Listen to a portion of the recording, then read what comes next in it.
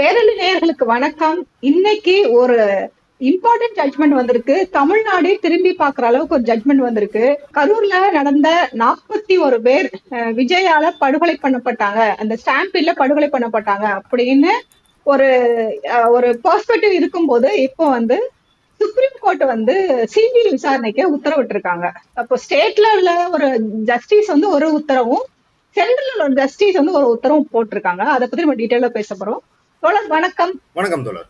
தோழர், இந்த வார்டிக்க நம்ம எப்படி பாக்குறது தோழர்? ஏன்னா இப்போ சிபிஐ ஏற்கனவே மதுரையில கேட்டிருந்தாங்க. அப்போ அது நிராகரிக்கப்பட்டது. இப்போ சுப்ரீம் கோர்ட்ல ரொம்ப ஈஸியா அவங்களுக்கு சிபிஐ உத்தரவு போடப்பட்டிருக்கு. இதை எப்படி பாக்குறது? இது உத்தரவு, இடைக்கால உத்தரவு தான். இது வில்சன் அவர்கள் நமக்கு விளக்கும் போது என்ன சொல்றாருன்னா, இது ஒரு இடைக்கால உத்தரவு தான். அந்த சிபிஐ பெட்டிஷன் போடப்பட்ட பெட்டிஷன்கள் உண்மையாலுமே ஃபேக் அப்படின்னு தெரிஞ்சா இது நிறுத்தி வைக்கப்படும். இந்த உத்தரவு திரும்ப பெறப்பட்டு இறுதி தீர்ப்பு வேற எப்படி வேணாலும் வரலாம் அப்படின்னு சொல்றாரு.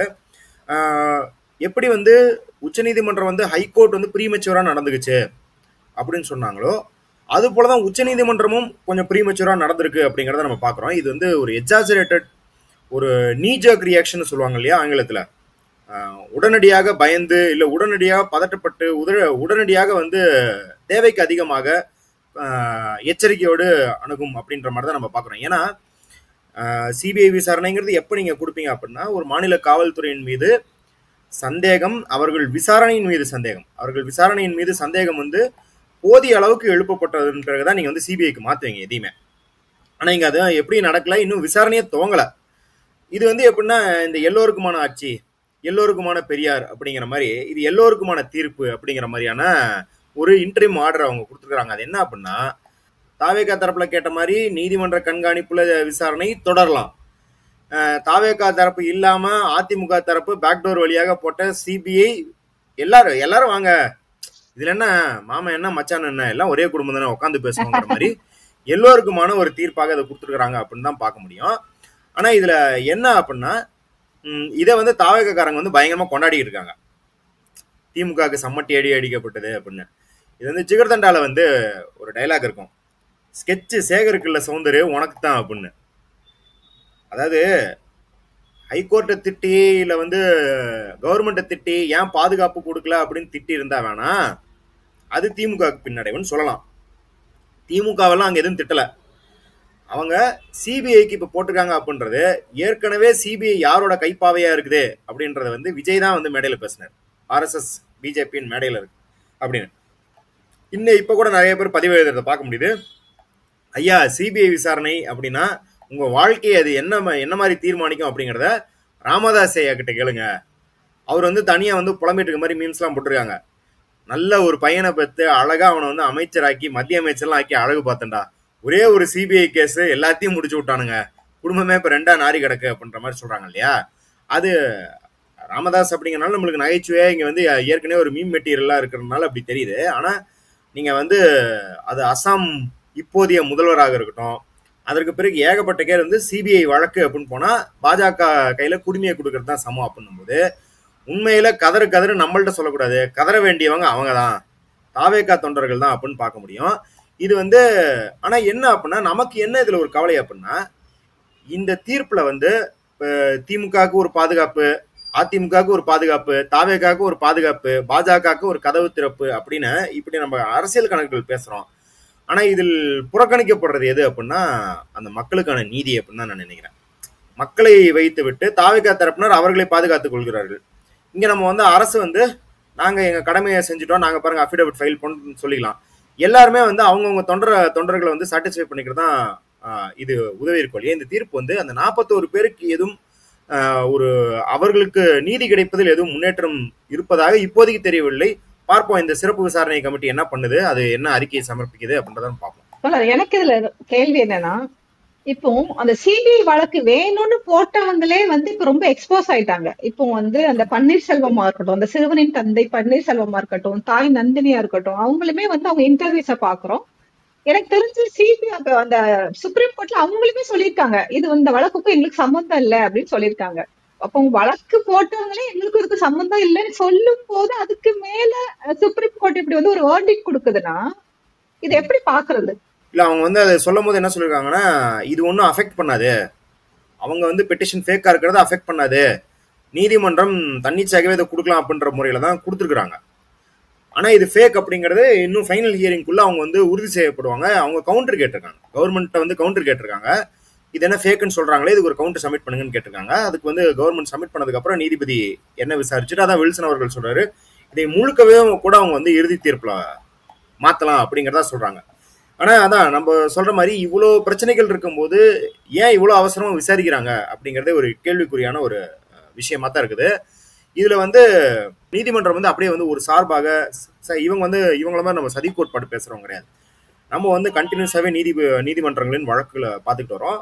குறிப்பாக இப்போ பீகார் தொடர்பான அந்த எஸ்ஏஆர் வழக்கில் நம்ம வந்து ஜூன்லேருந்து என்ன சொல்லிக்கிட்டு வரோம்னா, நீதிமன்றம் எப்பயுமே ஒரு அரசியல் கண்ணோட்டத்தை தான் பார்க்கும். அரசியல் கண்ணோட்டம்னா ஒரு சார்பாக முழுக்க தீர்ப்பு கொடுத்துட்டா அது பெரும் வெடிப்பை ஏற்படுத்தும், அவங்களுக்கே பெரிய வந்து சிக்கலை ஏற்படுத்தும். அப்படின்றதுனால எல்லோருக்கும் ஒரு பாதி வெற்றியை கொடுத்து விட்டு அதில் எப்படி நீதியை நிலைநாட்டிய போல ஒரு தோற்றத்தை அளிக்க வேண்டும்ன்றது நீதிமன்றம் எப்பயுமே வந்து ஒரு கண்ணுங்கருத்துமா இருக்கும். அப்போ நம்ம அப்படிதான் பார்த்துருக்குறோம். ஒரு எல்லை மீறி போய் ஒரு தமிழ்நாடு கவர்மெண்ட்டை திட்டினாலும் ஒரு பிரச்சனை வரும், எல்லை மீறி போய் வந்து தாவேகா தரப்பை முடக்கினாலும் பிரச்சனை வரும். எல்லோருக்குமான நீங்கள் வந்து எப்படியும் வந்து ஒரு பெரிய பொலிட்டிக்கல் பிளேயெல்லாம் நீங்கள் பண்ணிக்கிட்டு இருக்கீங்கன்னு தெரியும். டெல்லியில் எல்லாருமே அவங்கவுங்க லாபியை வச்சுக்கிட்டு என்னென்ன பண்ணுறாங்க அப்படிங்கிறது நீதிமன்றத்துக்கு தெரியாமல் கிடையாது. ஸோ அதனால் இப்போதைக்கு வந்து நாங்கள் வந்து ஒரு ஃபேஸ் ஆஃப் நியூட்ரலிட்டி, ஒரு ஃபேஸ் ஆஃப் அப்ஜெக்டிவிட்டி இருக்கிற மாதிரி நாங்கள் எடுத்து தனியாக ஒரு சிபிஐ, அந்த சிபிஐ வந்து ஒரு சிறப்பு விசாரணை கமிட்டி, அது வந்து அஜய் ரஸ்தோகி தலைமையில் இருக்கும். நீங்கள் வந்து நாங்கள் வந்து பொறுமையாக இறுதி தீர்ப்பு வழங்கும் வரை நீங்கள் வந்து உங்கள் பிளேயெல்லாம் என்ன பண்ணுறோமோ பண்ணிட்டு அதுக்கப்புறம் கோர்ட்டுக்கு வாங்க, அப்போ நாங்கள் வந்து இறுதி தீர்ப்பு வச்சுக்கிறோம் அப்படிங்கிற மாதிரி தான். கோர்ட்டு எப்பயுமே வந்து இது வந்து ஒரு சார்பாக இருக்குது அப்படின்றதுக்கு சொல்ல, கோர்ட் எப்பயுமே சட்டத்தின் பூர்வமாக அப்படிங்கிறது இல்லாமல் அவங்களுக்கு ஏகப்பட்ட கன்சிடரேஷன்ஸ் இருக்கும் அப்படிங்கிறதுலாம் இதை நம்ம புரிஞ்சுக்க முடியும். அப்புறம் இன்னொன்னு, இப்ப பிஜேபில இருந்து ஒரு ஃபேக்ட் ஃபைண்டிங் குழு போட்டிருந்தாங்க. அவங்க வந்து பார்லிமெண்ட், மினிஸ்டர் ஆஃப் பார்லிமெண்ட், அவங்க ஹேமா மாலினி தலைமையில. இப்ப அவங்களும் வந்து திமுக வந்து ஒரு நாடகம் ஆடுது அப்படின்னு சொல்லி ஒரு ஒப்பீனியன் ஜென்ரேட் பண்ணிட்டு போனாங்க. இப்ப அதுக்கும் இப்போ இந்த உள்ள தீர்ப்பை நம்ம லிங்க் பண்ணி பார்க்கணுமா? அது வந்து அப்படியே டைரக்ட் லிங்கா அப்படின்னு தெரியாது, ஆனா இதுக்கு ஒரு வாய்ப்பு தருது அப்படின்னு பார்க்கலாம். நம்மளுக்கு வந்து டைரக்டா லிங்க் அப்படின்னா இது ஒரு இந்த சதி அப்படிங்கிற வலையில போய் சிக்கும். சதின்றது தேவையில்ல, ஒவ்வொருத்தரோட வர்க்க நலன் எப்படி இருக்கு, அவங்க உட்காந்துருக்க பொசிஷன்ல இருந்து எது கன்வீனியன்டா இருக்கு அப்படின்னு பார்த்தா அவர்கள் இவர்களுக்கு ஆதரிப்பார். இப்ப ஒரு தொழிலாளர் ப்ரொட்டஸ்ட் அப்படின்னு வந்தா எல்லா பெரிய கட்சிகளுமே வந்து கை கோர்த்துக்கிறாங்க. அந்த தொழிலாளர் ப்ரொட்டஸ்டுக்கு எதிராக பேச வதந்தியை பரப்பா. இப்ப சாம்சங் ப்ரொட்டஸ்ட் எல்லாம் பார்த்துருக்கோம். அதுக்கு காரணம் வந்து இவங்க எல்லாம் வந்து கூட்டணியில இருக்காங்க, இவங்க ஒத்து போயிட்டாங்க அப்படிங்கிறது கிடையாது, எல்லாரோட நலனும் அது ஒத்து போயிருக்கு அப்படிங்கிறதா. அதே போலதான் இப்ப நீங்க வந்து அந்த என்டிஏ கமிட்டி அமைச்சதும் சரி, அது வைக்கிற கிளைமும் இப்ப இந்த தீர்ப்பை எப்படி அவங்க வந்து பயன்படுத்திக்கிறாங்க அப்படிங்கிறதும் ஒரு சேர அந்த நலன் வந்து ஒரு சேர இருக்குது அப்படின்னு தான் பார்ப்போம். ஏன் அப்படின்னா, அதாவது உலகத்திலே வந்து நம்ப முடியாத சில விஷயங்கள்லாம் இருக்கும். அதுல வந்து முதல் விஷயம் அப்படின்னா வந்து பாஜக வந்து மனித உரிமைக்காக இயங்குகிறது அப்படிங்கிறதான். நீங்க வந்து கும்பமேளாலாம் வந்து பார்லிமெண்டரி கமிட்டி போச்சு, என்டிஏ கமிட்டி போல. பார்லிமெண்டரி கமிட்டிங்கிறது ஒரு சட்ட அங்கீகாரம் பெற்ற எல்லா கட்சியினரோட பிரதிநிதித்துவமும் இருக்கிற ஒரு குழு. அதே போல 124 பேர் வந்து ஹத்ராஸ்ல வந்து ஸ்டாம்பேட்ல இறந்தாங்க. அந்த ஒரு சாமியார், ஒரு டுபாகூர் சாமியாரை பார்க்க போய் இறந்தாங்க. அதற்கெல்லாம் எதுவும் பண்ணாம நேரா கரூருக்கு அனுப்பியிருக்கிறாங்க. கரூருக்கு அனுப்பும் போது கூட பாத்தீங்கன்னா ஹேமமாலினி அவர்களோட பார்லிமெண்ட் அட்டெண்டன்ஸே ரொம்ப கம்மி. அவங்களுக்கும் அன்புமணி அவர்களுக்கு தான் போட்டியே, யார் ஒஸ்ட் அட்டெண்டன்ஸ் வச்சிருக்கிறேன்னு. பார்லிமெண்ட்டுக்கே போகாத ஒரு அம்மாவை களத்துக்கு அமைச்சிருக்காங்க அவங்க. அந்த அளவுக்கு. ஏன் அப்படின்னா, நீங்க வந்து ஒரு தர்மேந்திர பிரதான் இல்ல வந்து தாக்கூர் அப்படின்லாம் சொல்லும் போது தமிழ் மக்களுக்கு யாருன்னு தெரியாது, யாராம அப்படின்னு கேட்பாங்க. ஒரு ஹேமமாலினி அப்படின்னா தெரியும், ஏன்னா அவங்க வந்து ஒரு திரை பிரபலம் அப்படிங்கறதுனால, அந்த ஒரு பிரபல்யம் இருக்கிறதுனால தான் அனுப்புறாங்க. அதை வச்சு ஒரு அரசியல் பண்ண பாக்குறாங்க. நயினார் நாகேந்திரன் வந்து விஜயின் உயிருக்கு பாதுகாப்பு இல்லை அப்படின்லாம் பேசுறதெல்லாம் பார்த்துருக்குறோம். அதாவது அப்புறம் வந்து உமா ஆனந்த் வந்து சிபிஐ விசாரணை. ஏங்க, வியாபம்னு ஒரு வழக்கு மத்திய பிரதேசில், ஒரு வியாபம் ஊழல். அந்த ஊழல்ல வந்து 140க்கும் மேற்பட்டவர்கள் வந்து மர்மமா இறந்தாங்க விசாரணையின் போது. அந்த நேரடியாக தொடர்பு கொண்டவங்க, கொஷின் பேப்பரை லீக் பண்ணுவாங்க, கொஷின் பேப்பரை ஆன்சர் பேப்பரை வந்து சேஸ் பண்ணுவாங்க, எல்லாரும் அதுல இறந்தாங்க. காலேஜ் பிரின்சிபல்ல இருந்து ஹாஸ்டல் வார்டன் வரைக்கும் நிறைய பேர் கொல்லப்பட்டார்கள். இவ்வளவு சதி நடக்குதேன்னு சிபிஐ கேட்டும் போதே பாஜக சிபிஐ கூடாதுன்னு சொன்ன பாஜக மனித உரிமை காரணங்களுக்காக போய் இன்னொரு கட்சி இன்வால்வ் ஆகிருக்கிற தாவேக்கான்ற ஒரு கட்சி இன்வால்வ் ஆகிருக்கிற இடத்துல சிபிஐ போடுறாங்க அப்படின்னா என்ன அர்த்தம்னா அச்சப்பட வேண்டியது தாவேக்கா தான். ஹேமமாலினி வந்ததும் சரி, அண்ணாமலை விஜய்க்கு ஆதரவாக பேசுவதும் சரி, 2018 ஜிஎஸ்டின்னு ஒரே ஒரு வசனம் வச்சதுக்கு தன்னோட ரேஷன் கார்டை வெளியெடுத்து போட்ட ஹெச் ராஜா இன்னைக்கு தனக்கு ஆதரவா இருக்காரு அப்படின்னும் போது பயப்பட வேண்டிய திமுக இல்ல தாவேக்கா தான் அப்படின்றத நம்ம மீண்டும் இதுல இருந்து பாக்குறோம். அது ஒரு பழமொழி சொல்லுவாங்க, கோழிக்கு நரி பாதுகாப்பா அப்படிங்கிற மாதிரி யாருக்கு யாரு பாதுகாப்பு அப்படிங்கறது ஒரு பெரிய கேள்விக்குறியா இருக்கு. அவன் இருந்து காப்பாத்தி நீ குடும்ப வைக்க போறன்றதுதான். ஓகே தொடர். இப்போ இறுதியான கேள்வி, இப்போ சிபிஐ எந்த வேர்டிக்டும் ஒரு வருஷத்துக்குள்ள குடுக்கறது இல்ல. இப்போ 2026 எலெக்ஷன் வரப்போகுது. இவங்க இந்த சிபிஐ இழுத்தடிச்சு விஜய பிஜேபி பக்கம் இழுக்கிறதுக்கு இப்படி ஒரு சதி கோட்பாடு நம்ம பாக்கலாமா? இது கண்டிப்பா பார்க்கலாம்.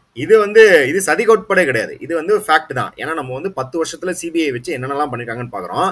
நம்ம அரசியல்வாதிகளை வாஷிங் மிஷினில் போட்டதுக்கு ஒரு முக்கியமான வாஷிங் மிஷின் சிபிஐ, இடி ஒரு வாஷிங் மிஷின், சிபிஐ, ஐடி இது மூணும் சேர்ந்தது தான் அவர்களோட வாஷிங் மிஷின் அப்படின்னு பாக்குறோம்.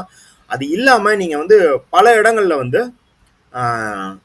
எலக்ட்ரல் பாண்ட் எல்லாம் கொடுத்தது பாருங்க, சிபிஐ விசாரணைக்கெல்லாம் உட்படுத்தப்பட்டிருப்பாங்க. அதாவது அந்த கம்பெனி சிபிஐ அப்படிங்கிறது கிரைம் விசாரிக்குது, இடி மணி லாண்டரிங்லாம் விசாரிக்குது, இன்கம் டாக்ஸ் டாக்ஸ் யுவேஷன்லாம் விசாரிக்குது அப்படின்னும் போது ஏதோ ஒரு விதத்துல அந்த கம்பெனிகளை இன்டிமிடேட் பண்றதுக்கு, மிரட்டுவதற்கு அந்த நபர்கள், அதாவது அந்த கம்பெனியை சார்ந்த நபர்கள், அந்த கம்பெனியை நிர்வகிக்கும் நபர்கள்லாம் சிபிஐ விசாரணைக்கு உட்படுத்தப்பட்டு அடுத்த ஓரிரு வாரங்களில் அவங்க எலக்ட்ரல் பாண்ட்ல பல கோடி ரூபாய் காசு கொடுத்ததெல்லாம் நம்ம பார்த்துருக்கிறோம். அப்ப சிபிஐங்கிறது எப்படி பயன்படுத்தப்படுது? சிபிஐங்கிறது இப்ப மட்டும் கிடையாது, பாஜக ஆட்சியிலும் கிடையாது. தொடர்ந்து சுதந்திர இந்தியாவில் சிபிஐ சுதந்திரமாலாம் இயங்குனது கிடையாது, ஆளும் வர்க்க சார்பாக இயங்குது அப்படின்றது அது முன்னாடில இருந்தே கிளைம். ஆனால் 2014 பின்னாடி என்ன இருக்கு அப்படின்னா, அது டைரக்டா முன்னாடி எப்படி இருக்கும்னா, சிபிஐங்கிறது காங்கிரஸ் பார்ட்டியை சேவ் பண்றதோட ஸ்டேட்டை சேவ் பண்ணும், அரசு கட்டுமானத்தை சேவ் பண்ணும், அரசு பயங்கரவாதத்தை நியாயப்படுத்த சிபிஐ பயன்படுத்தப்படுவாங்க. அது கட்சி பேதம் இல்லாம அரசு அப்படிங்கிற ஒரு ஒடுக்குமுறை கட்டமைப்பை பாதுகாக்கும். ஆனா இப்ப அரசு அப்படிங்கறத பாதுகாப்பதை தாண்டி பாஜகன்ற கட்சி நலனுக்காகவே சிபிஐ பயன்படுத்தப்படுது அப்படின்னு நம்ம பாக்குறோம். பல்வேறு இடங்கள்ல உங்களுக்கு சிபிஐ வந்துருச்சு அப்படின்னா அடுத்த கட்டம் என்ன அப்படின்னா, அவங்க பாஜக எம்எல்ஏவோ எம்பியாவோ இருப்பாங்க. நம்ம அஜித் பவார் மாதிரி துணை முதலமைச்சர் கூட ஆவாங்க, ஏக்நாத் ஷிண்டே மாதிரி கட்சியை உடைச்சிட்டு போய் முதலமைச்சர் கூட ஆவாங்க. இந்த மாதிரி பல கேஸ்கள் பாக்குறோம் இல்லையா? அப்ப இது ஃபேக்ட். இது சதி கோட்பாடே கிடையாது. இது நம்ம இப்ப சிபிஐ வந்துருச்சு அப்படின்னால நம்ம ஐயோ இந்த பழம் புளிக்குதுன்ற மாதிரி நம்ம பேசுற மாதிரி தாவேக்கா தொண்டர்கள் கட் பண்ணி போட்டு கதறன்னுவாங்க. ஆனா நம்ம ஒரு வாரத்துக்கு முன்னாடி இன்டர்வியூ எல்லாம் பேசும்போதே எல்லாருமே நம்ம சொன்னது என்னன்னா, நீ மவனே சுப்ரீம் கோர்ட் தலைமையில எஸ்ஐடினா உனக்கு ரிலீஃப்னு பேசிக்கலாம், சிபிஐ விசாரணைனா அதான் வருத்தப்பட வேண்டியது இவங்க கிடையாதுடா நீ தான் அப்படிங்கிறத நம்ம அழுத்த நிறுத்தமா சொன்னோம். அதுக்கு பல்வேறு உதாரணங்கள் இருக்கு. இப்ப 2026க்கு முன்னாடியே உங்களுக்கு தெரியும், நம்மளுக்கு பவன் கல்யாண் ட்ராஜெக்டரியில தான் விஜய் போகணும்னு விஜய் தொண்டர்கள் ஆசைப்பட்டார்கள் என்றால் தலையெழுத்து அவர்கள் கையில் தான் இருக்குது அப்படின்றத நம்ம பார்க்கிறோம். ஓகே, நீங்க ஃபர்ஸ்டே சொன்னீங்க இது ஒரு இடைக்கால உத்தரவுன்னு. இப்போ தமிழ்நாடு கவர்மெண்ட் கவுண்டர் கொடுக்கணும். இப்போ இது எப்படி ப்ரொசீட் ஆகும், அதை கொஞ்சம் உங்களோட பெர்ஸ்பெக்டிவ்ல சொல்லுங்க. அதாவது இப்போ பலதரப்பட்ட கேள்விகள் எழுப்பப்பட்டிருக்கு இல்லையா, இந்த போஸ்ட்மார்ட்டம் குறித்து, இந்த போலியான பெட்டிஷன்கள் குறித்து. இது எதுவுமே இது வரைக்கும் சமர்ப்பிக்க வேண்டிய முழுசாக விளக்க எந்த வாய்ப்பும் கிடைக்கல. அப்ப இனிமேல் இந்த கவுண்டர் ஃபைல் பண்றது, அஃபிடவிட் ஃபைல் பண்றதுல எல்லா தரப்பு நியாயங்களும் ஃபைல் பண்ணப்படும். அது இறுதி விசாரணையில பகிரங்கமாக தாவேகா தரப்புலையும் திரும்பலாம். அது என்ன சொல்றது, அது அப்படி நடந்தா நம்ம ஆச்சரியப்படுறது கிடையாது. அதாவது இதெல்லாம் பார்த்துட்டு என்ன இவ்வளோ மட்டமா பண்ணிருக்கீங்க அப்படின்னு கூட திரும்பலாம், அதெல்லாம் பிரச்சனையே கிடையாது. ஸோ இப்போதைக்கு என்ன அப்படின்னா, தமிழ்நாடு அரசாங்கம் இப்போ இண்டிபெண்டன்ட் ஜேர்னலிஸ்ட் தான் நிறைய எக்ஸ்போஸ் பண்ணிருக்காங்க. இப்போ ட்ரைப்ஸ் தமிழ் சேனல் போய் தான் அந்த 2 பெட்டிஷனுமே போயின்றது வெளியே வந்தது. அந்த மாதிரி பலதரப்பட்ட இடத்துல பல ஆதாரங்கள் வருது. எல்லாத்தையும் திரட்டி அவங்க ஒரு காம்ப்ரஹென்சிவா இதற்கு மேல வேற வாதங்களே கிடையாது. ஏன்னா இப்ப நம்ம இது வரைக்கும் பார்த்த பிரஸ் மீட்ல காம்ப்ரஹென்சிவா இருந்தது, எல்லா கேள்விகளுக்கும் விடையளிக்கும்படி எல்லா சந்தேகங்களும் தீர்க்கும்படி இருந்துச்சு. அதே வந்து கோர்ட்ல ரிஃப்ளெக்ட் ஆச்சு அப்படின்னாலே என்ன முறையா தீர்ப்பு வரணுமோ அது வரணும். அதற்கு மீறி தீர்ப்புகள் வந்தால் அது நம்ம கையில கிடையாது. நம்ம இது வரைக்கும் தான் எஃபர்ட் போட முடியுமோ, அதுக்கு மேல எஃபர்ட் போட முடியாது. அதுக்கு மீறி வந்துச்சுன்னா அது அரசியல் ரீதியான பிரச்சனை, அதை அரசியல் ரீதியாக தான் எதிர்கொள்ள முடியும். அதை வந்து இனிமேல் வந்து லீகல் ரீதியா டீல் பண்ண முடியாது. லீகல் ரீதியா என்ன பண்ணுமோ அதை பெர்ஃபெக்டா பண்ணிட்டு நம்ம அரசியல் ரீதியா டீல் பண்ணா நம்மளுக்கு வெறும் அரசியல் ஃபைட் மிஞ்சும். இங்க என்ன பிரச்சனை அப்படின்னா, லீகல் ரீதியாகவே நீங்க வந்து அந்த ஹாஃப் பேக்கடா பண்ணீங்க அப்படின்னா அது வந்து ஒருவேளை நம்ம இதை பண்ணியிருந்தா அது நடக்குமோ, அதை பண்ணியிருந்தா இது நடந்திருக்குமோன்னு ஸ்பெகுலேஷன் தான் நம்மளுக்கு மிஞ்சும். அப்படி இடம் கொடுக்காம தமிழ்நாடு அரசு வந்து முழுக்க முழுக்க அவர்கள் தரப்பு என்னென்னலாம் ஆதாரங்கள் இருக்கோ அதை எல்லாத்தையும் சமர்ப்பிக்கணும் அப்படிங்கறத நம்ம இப்ப பாக்குறோம். இந்த கரூர்ல அந்த இரவுலயே அவசரமா போஸ்ட்மார்ட்டம் பண்ணாங்க அப்படிங்கறத சில பேர் வந்து ரொம்ப ஆக்கப்பூர்வமான செயல்களா பாக்குறாங்க. அது வந்து கண்டிப்பா செஞ்சிருக்கணும், பாதிக்கப்பட்டவங்களுக்கு அதுதான் நம்ம செய்யக்கூடிய ஒரு ஆறுதல் அப்படின்னு பாக்குறாங்க. ஒரு குரூப் அது மிகப்பெரிய கான்ஸ்பிரசியா பேசுது. இதை ஹியூமானிட்டியா பாக்கணுமா இல்லைன்னா இதையும் ஒரு கான்ஸ்பிரசியா பாக்கணுமா? இது ரெண்டுமே பார்க்காம தமிழ்நாடு மெடிக்கல் இன்ஃப்ராஸ்ட்ரக்சரோட எஃபிஷியன்ஸா பார்க்கணும். இதை இந்த கேட்குற கூமுட்டைகளுக்கு வந்து என்ன தெரில அப்படின்னா, தமிழ்நாடு மருத்துவர்கள் வந்து எவ்வளோ திறம்படைத்தவர்கள் தெரில. கஜா புயல்லாம் நைட்டு 1 மணிக்கு 200 டாக்டர்ஸ் கூடிடுறாங்க. இங்கே வந்து இந்த நவம்பர் 2015 வந்து வெள்ளத்தை போதெல்லாம் பார்த்துருப்பீங்க, அரசு வந்து காணாமல் போயிடுச்சு. ஆனால் அரசாங்க டாக்டருங்கள் வந்து அரசு அந்த மருத்துவ கட்டமைப்பு வந்து பல்வேறு இடங்களில் முகாம் வந்து டக்கு டக்கு டக்குன்னு அமைச்சாங்க. ஸோ தமிழ்நாடு மருத்துவ கட்டமைப்புன்றது அவ்வளோ சிறப்பாக தான் இயங்கிட்டு இருக்குது. நீங்கள் வந்து திமுகவை எதிர்த்து பேசணும் அப்படின்ற ஒற்றை காரணத்துக்காக திமுகவை அசிங்கப்படுத்தாமல் இங்கே ரத்தமும் சதையுமாக நம்மளுக்காக வேர்வை சிந்தி தூக்கத்தை இழந்து பல்வேறு தியாகங்களை செய்து உழைச்சிக்கிட்டு இருக்கிற டாக்டர்களை கேவலப்படுத்திக்கிட்டு இருக்கிறாங்க அப்படின்னு தான் நம்ம பார்க்க முடியும். இது வந்து ஏற்கனவே ஏகப்பட்ட ட்ராக் ரெக்கார்டு இருக்குது. தமிழ்நாடு வந்து எஃபிஷியன்சியில் ஒரு ஃபார் மோர் சுப்பீரியராக இருக்குது. இப்போ அது உச்சநீதிமன்ற நீதிபதிக்கு தெரியணுன்ற அவசியம் கிடையாது. அவர் அந்த கேள்வி எழுப்பலாம், அவர் கேள்வியாக தான் எழுப்புறாரு. நீ வந்து இந்த அரசியல் கட்சின்னு இருக்கிற நீ வந்து யாருக்காக அரசியல் பண்ற? மக்களுக்காக தானே அரசியல் பண்ற. நான் வந்து முன்னையிலேருந்தே இதான் சொல்றேன், நீ வந்து திமுகவை எதிர்க்கிற அப்படிங்கிறதுனால நான் யாரும் ஒன்று எதிர்க்கல. திமுகவை நீ சாம்சங் ப்ரொட்டஸ்ட்டு, தூய்மை பணியாளர்கள் ப்ரொட்டஸ்ட்டு, இல்லை வேறு எதுவும் மக்கள் சார்பாக ஆணவ படுகொலைக்கு தனி சட்டம் இயற்றலன்னு நின்று விமர்சிச்சுன்னா நீ என் பக்கம் நிற்கிற. ஆனால் நீ 1000 ரூபாயை நக்கல் பண்ற, இங்க இருக்கிற மருத்துவர்களை கேவலப்படுத்துற, ஆசிரியர்களை கேவலப்படுத்துறனா நீ எனக்காக நின்று பேசுற. திமுகவையும் நீ எதிர்க்கல. திமுகவை எதிர்க்கிறன்னு சாக்க வச்சுக்கிட்டு இங்க மக்கள் ஆதரவாக உருவாக்கப்பட்டிருக்கும் கட்டமைப்பின் மீதும் இங்க உருவாக்கப்பட்டிருக்கும் உட்கட்டமைப்பின் மீதும் நீ வந்து ஒரு போர் தொடுத்துக்கிட்டு இருக்க அப்படின்னு அர்த்தம். அப்ப நீ எனக்கு எதிரிதான் அப்படிங்கிறதான் பாக்குறோம். இந்த மாதிரி வதந்திகளை கிளப்புவர்கள் வந்து தமிழ்நாட்டு அரசியலுக்கு ஒரு பெருங்கேடு. அவர்கள் தமிழ்நாட்டு அரசியலிலிருந்து உடனடியாக நீக்கப்பட வேண்டியவர்கள் அப்படின்னு தான் நம்ம பாக்குறோம். ஓகே தல, ரொம்ப ரொம்ப நன்றி. உங்களோட பிஸி ஷெட்யூல்ல எங்களுக்காண்டி ஒரு நல்ல இன்டர்வியூ கொடுத்துருக்கீங்க. ரொம்ப நன்றி.